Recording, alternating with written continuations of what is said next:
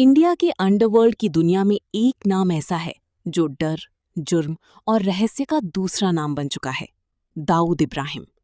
एक आम घर में पैदा हुआ लड़का कैसे दुनिया के सबसे खतरनाक क्रिमिनल्स में शामिल हो गया? कैसे मुंबई की गलियों से निकलकर उसने अपना इंटरनेशनल क्राइम नेटवर्क खड़ा कर दिया?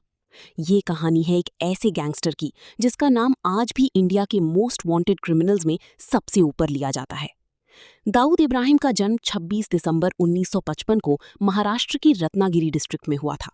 उसके पिता इब्राहिम कास्कर मुंबई पुलिस में कांस्टेबल थे। परिवार एक नॉर्मल जिंदगी जी रहा था, लेकिन दाऊद का बचपन आम बच्चों जैसा नहीं था। मुंबई के भीड़-भाड़ और जुर्म से भरे माहौल में पलते हुए दाऊद जल्दी ही गलत लोगों के साथ उठने बैठने लगा। छोटी उम्र में ही उसने चोरी और लूट जैसे जुर्म करने शुरू कर दिए।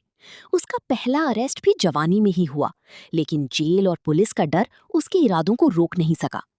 1970 और 1980 के दौर में मुंबई स्मगलिंग का एक बड़ा सेंटर था।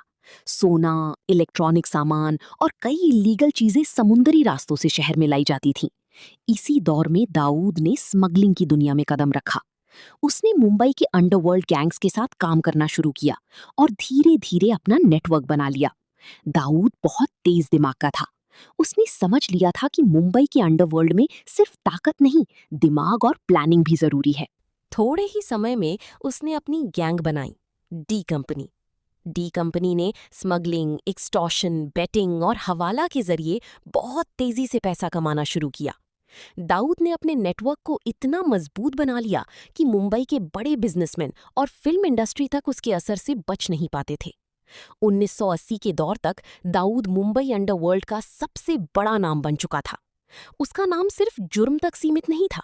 रिपोर्ट्स के मुताबिक बॉलीवुड और क्रिकेट बैटिंग तक उसकी कनेक्शंस बताए गए। दाऊद के लोग अलग अलग देशों में काम करते थे और उसकी पहुंच इंडिया से बाहर तक बढ़ चुकी थी। लेकिन 1993 में एक ऐसी घटना हुई जिसने दाऊद का नाम पूरी दुनिया में मशहूर कर दिया। 12 मार्च 1993 को मुंबई में सीरियल बॉम्ब ब्लास्ट हुए। शहर के अलग अलग हिस्सों में धमाके हुए, जिसमें 100 लोगों की जान गई और हजारों लोग घायल हुए। इंडिया की जांच एजेंसीज ने इस हमले के पीछे दाऊद इब्राहिम और उसके नेटवर्क पर आरोप लगाया। इसके बाद दाऊद इंडिया का सबसे बड़ा वांटेड क्रिमिनल बन गया। बॉम्ब ब्लास्ट के तुरंत बाद दाऊद इंडिया छोड़कर भाग गया। रिपोर्ट्स के मुताबिक पहले उसने दुबई में पनाह ली और बाद में पाकिस्तान में छुपने की खबरें सामने आईं। इंडिया ने कई बार उसकी एक्स्ट्रेडिशन की मांग की, लेकिन दाऊद कभी पकड़ा नहीं गया। इंडिया ही नहीं, बल्कि इंटरनेशनल एजेंसीज ने भी दाऊद के नेटवर्क पर नजर रखनी शुरू कर दी। उसका नाम इंटरनेशनल टेररिज्म फंडिंग और ऑर्गेनाइज्ड क्राइम सिंडिकेट्स के साथ जोड़ा गया। दाऊद का क्राइम नेटवर्क इतना बड़ा था कि वो अलग अलग देशों से अपने ऑपरेशंस चलाता रहा। हवाला रैकेट, ड्रग ट्रैफिकिंग, एक्सटॉर्शन और इलीगल बेटिंग जैसे कई जुर्म उसके नेटवर्क से जोड़े गए। सबसे हैरानी की बात ये थी कि इतने बड़े ऑपरेशंस के बावजूद दाऊद खुद कानून की पकड़ से दूर रहा।